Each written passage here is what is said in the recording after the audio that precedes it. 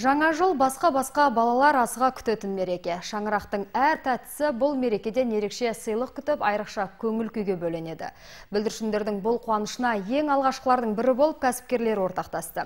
Рахима Плаза сауда үйінде 50-ден астам бүлдіршінге арналып ұйымдастырылған шара жайында тілшіміз әңгімелейді. Ғажайып әлемнің сиқырына сенетін балалар бұл күнді асыға күтті. Шыршаны айналып Аяз атаға тақпағын айтты.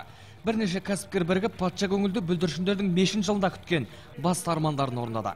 Мүмкіндігіміз болса, біз өзіміздің бизнесімізді біздің атқарып атқан кезімізде, осы жаңа жылда қанша кризис деп атса да, біз өзіміз осындай көмегіміз кішкентай болса да, бірнеше семьяға болса да, өзіміздің атымыздан осында қосылып мейрамды өткізсек екен деп.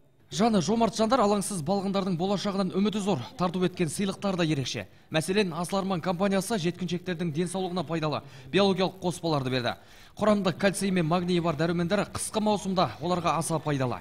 Кішкентайымызға ешбір зияны жоқ. Отандық ойыншықтар шығарумен өңірімізге танымал Байтемірова серіктестігі де балғындардың Аяз атаға жазған хатын ескерусіз қалдырмады.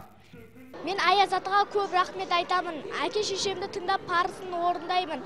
Осындай үлкен мейрам жасап атқандарға көп рахмет. Мәңгілік ел ұландарының биылғы жаңа жылдан алған әсерлері ата-аналар қауымда бір қуантты. Жүздері бал-бұл жайнаған перзентін көріп, осы қуанышты сыйлаған кәсіпкерлерге алғысын жаудырды. Саттар Есімбеков, Руслан Рүстемов, Бақдәулет Разақ, Оңтүстік ақпарат.